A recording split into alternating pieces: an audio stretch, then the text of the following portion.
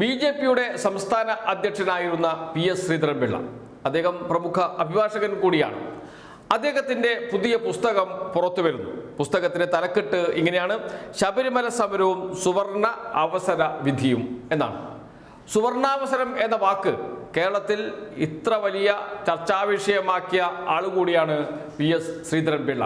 ശബരിമല വിഷയം നടക്കുന്ന ഘട്ടത്തിൽ ഇതാ നമുക്ക് ബി.ജെ.പിക്ക് സംഘപരിവാർ സംഘടനകൾക്ക് ഒരു സുവർണാവസരം കൈവന്നിരിക്കുന്നു എന്ന് ബി.ജെ.പി യോഗത്തിൽ പറഞ്ഞ ആളാണ് പി.എസ്. ശ്രീധരൻപിള്ള. അത് പിന്നീട് വലിയ ചർച്ചയാവുകയും ചെയ്തിരുന്നു. ആദ്യം ബി.ജെ.പിയും സംഘപരിവാർ സംഘടനകളും എല്ലാ വിഭാഗം സ്ത്രീകളും ശബരിമലയിൽ കയറണം എന്ന് നിലപാടെടുത്തവരാണ്. ബി.ജെ.പിയുടെ പോഷക സംഘടനാ ഭാരവാഹികളാണ് സ്ത്രീ പ്രവേശനത്തിനു വേണ്ടി, അഭിഭാഷകർ സ്ത്രീ പ്രവേശനത്തിനു വേണ്ടി സുപ്രീം കോടതിയിൽ ഹർജി നൽകിയതും നാം കണ്ടതാണ്. കോൺഗ്രസ് നേതാവ് രാഹുൽ ഗാന്ധി അടക്കമുള്ളവർ, കേരളത്തിലെ കോൺഗ്രസ് നേതാക്കൾ ആദ്യം പ്രതികരിച്ചത് വിധിയെ അനുകൂലിച്ചുകൊണ്ടാണ്. എന്നാൽ NSS അന്നൊരു നിലപാടെടുത്തു. അവർ നാമജപ ഘോഷയാത്രയുമായി രംഗത്ത് വന്നു. പന്തളത്ത് നടത്തിയ നാമജപ ഘോഷയാത്രയിലെ സ്ത്രീ പങ്കാളിത്തം കണ്ടാണ് ബി.ജെ.പിയും കോൺഗ്രസും നിലപാട് മാറ്റിയത്, മലക്കം മറിഞ്ഞത്. ഇതെല്ലാം നമ്മുടെ മുന്നിലുള്ള കാര്യങ്ങളാണ്. നമ്മൾ അറിഞ്ഞതും കേട്ടതും കണ്ടതുമായ കാര്യങ്ങളാണ്. ഇപ്പോഴിതാ മറ്റൊരു സത്യം വിളിച്ചു പറഞ്ഞിരിക്കുന്നു. നേരത്തെ സുവർണാവസരം എന്ന് പറഞ്ഞ പി.എസ്. ശ്രീധരൻപിള്ള തന്നെയാണ് അദ്ദേഹത്തിൻ്റെ പുതിയ പുസ്തകത്തിൽ ഒരു കാര്യം വിളിച്ച് പറഞ്ഞിരിക്കുന്നത്. അദ്ദേഹം അന്ന് ബി.ജെ.പിയുടെ സംസ്ഥാന അധ്യക്ഷനാണ് എന്നോർക്കണം. സംസ്ഥാന അധ്യക്ഷനായ പി.എസ്. ശ്രീധരൻപിള്ളയാണ് ശബരിമലയെ നിയന്ത്രിച്ചുകൊണ്ടിരുന്നത്, എന്ന് വച്ചാൽ തന്ത്രിക്ക് ഉപദേശം നൽകിക്കൊണ്ടിരുന്നത്. ഏഷ്യാനെറ്റ് ന്യൂസിൽ അദ്ദേഹത്തിൻ്റെ പുതിയ പുസ്തകത്തെക്കുറിച്ചുള്ള ഒരു വാർത്ത വന്നിട്ടുണ്ട്. അതിലെ ചില ഉള്ളടക്കങ്ങൾ പിന്നീട് പ്രസിദ്ധീകരിക്കുന്ന പുസ്തകമാണ്. അതുകൊണ്ട് അതിൽ പറഞ്ഞ കാര്യങ്ങൾ പുറത്തു കൊണ്ടുവന്ന ഒരു വാർത്ത.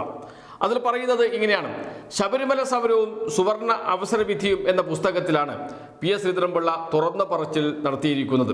യുവതി പ്രവേശന കാലത്ത് ശബരിമലയിൽ സ്ത്രീകൾ എത്തുന്ന ഘട്ടത്തിൽ നട അടയ്ക്കാൻ നിയമോപദേശം നൽകിയത് താനാണെന്നാണ് ശ്രീധരൻപിള്ള വെളിപ്പെടുത്തിയിരിക്കുന്നത്. സ്ത്രീകൾ എത്തിയാൽ നട അടയ്ക്കണമെന്ന് തന്ത്രിക്ക് നിയമോപദേശം നൽകി. നട അടയ്ക്കുന്നതിൽ നിയമപ്രശ്നം ഇല്ലെന്ന് നേരിട്ട് ഉപദേശം നൽകുകയായിരുന്നു. അന്ന് ബി.ജെ.പി സംസ്ഥാന അധ്യക്ഷനായിരുന്നു ശ്രീധരൻപിള്ള. ശ്രീധരൻപിള്ളയുടെ 2 പുസ്തകങ്ങളുടെ പ്രകാശനം നടക്കാനിരിക്കെ താഴ്മൺ മഠത്തിലെത്തി തന്ത്രി കണ്ഠരര് രാജീവരരെ കണ്ടു. പുതിയ 2 പുസ്തകങ്ങൾ പ്രകാശനത്തിന് മുന്നോടിയായി തന്ത്രിക്ക് നൽകാനാണ് വന്നത് എന്നാണ് വാർത്ത.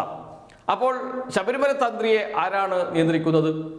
ശബരിമല തന്ത്രിയെ നിയന്ത്രിക്കുന്നത് ബി.ജെ.പിയാണ്. ബി.ജെ.പിയുടെ സംസ്ഥാന അധ്യക്ഷനാണ്. നിർണായകമായ ഘട്ടത്തിൽ ശബരിമല തന്ത്രിക്ക് വേണ്ട ഉപദേശങ്ങൾ നൽകിയത് ബി.ജെ.പിയുടെ സംസ്ഥാന പ്രസിഡന്റാണ് എന്നാണ് അദ്ദേഹം തന്നെ പറഞ്ഞത്. ഇത് ശരിയാണോ അല്ലയോ എന്ന് പറയേണ്ടത് ശബരിമല തന്ത്രിയാണ്. കാരണം ശബരിമല തന്ത്രി പറയുന്നത് ദേവപ്രശ്നം, ദേവഹിതം എന്ന് പറഞ്ഞുകൊണ്ടാണ്. ഇതെല്ലാം ദേവഹിതമാണ്, അയ്യപ്പന്റെ ഹിതമാണ് ഞാൻ പറയുന്നത് എന്നാണ് അദ്ദേഹം പറഞ്ഞുകൊണ്ടിരുന്നത്. എന്നാൽ ദേവഹിതമല്ല, ബി.ജെ.പിയുടെ ഹിതമാണ് എന്നാണ് ഇപ്പോൾ പി.എസ്. ശ്രീധരൻപിള്ള പറഞ്ഞത്. ബി.ജെ.പിയുടെ ഹിതമാണ് നടപ്പാക്കിക്കൊണ്ടിരിക്കുന്നത്. ബി.ജെ.പിയുടെ ഹിതമായിരുന്നു ശബരിമലയിൽ നടന്നത് എന്ന് പറയുന്നത് അന്നത്തെ സമരങ്ങൾക്കൊക്കെ നേതൃത്വം കൊടുക്കുന്ന ഘട്ടത്തിൽ ബി.ജെ.പിയുടെ സംസ്ഥാന അധ്യക്ഷനായിരുന്ന പി.എസ്. ശ്രീധരൻപിള്ളയാണ്. ഇക്കാര്യം കേരളം ചർച്ച ചെയ്യേണ്ട വിഷയം തന്നെയാണ്. അതുകൊണ്ട് തന്നെയായിരിക്കണം ഏഷ്യാനെറ്റ് വലിയ വാർത്തയായി നൽകുകയും ചെയ്തിരിക്കുന്നത്.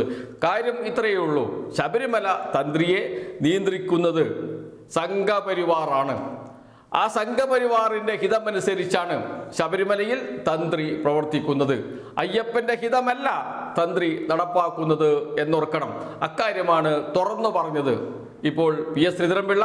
ഇനി തന്ത്രി കണ്ഠരര് രാജീവരാണ് ഈ കാര്യത്തെക്കുറിച്ച് വിശദീകരിക്കേണ്ടത്. അദ്ദേഹം ഇപ്പോൾ ക്ഷീണത്തിലാണ്. കാരണം ജയിലിൽ നിന്ന് വീട്ടിൽ എത്തിയതേയുള്ളൂ. അപ്പോഴാണ് പി.എസ്. ശ്രീധരൻപിള്ള കാണാൻ പോയിരിക്കുന്നത്.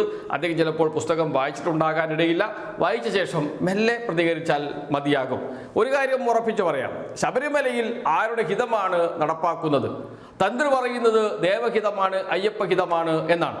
എന്നാൽ ഒരു കാര്യം ഉറപ്പിച്ചോ, അതൊന്നുമല്ല സംഘപരിവാറിന്റെ ഹിതമാണ് നടപ്പാക്കുന്നത്. അതിനുശേഷം കോൺക്രീറ്റ് കൊടിമരം ചിതലരിച്ചു എന്ന് പറഞ്ഞ് കൊടിമരം തന്നെ കൊണ്ടുപോയത്, വാജീവാഹനം വീട്ടിലേക്ക് കൊണ്ടുപോയത് ഒക്കെ നമ്മുടെ മുന്നിലുണ്ട്. എല്ലാം ചെയ്യുന്നത് ദേവഹിതമനുസരിച്ചാണ് എന്നാണ് അദ്ദേഹം പറയുന്നത്. ആ ഹിതമല്ല ദേവന്റെ ഹിതമല്ല അദ്ദേഹം നടപ്പാക്കുന്നത് എന്ന് ഒന്നുകൂടി ഉറപ്പിക്കുന്നതാണ് പി എസ് ശ്രീധരൻപിള്ളയുടെ ഈ വെളിപ്പെടുത്തൽ.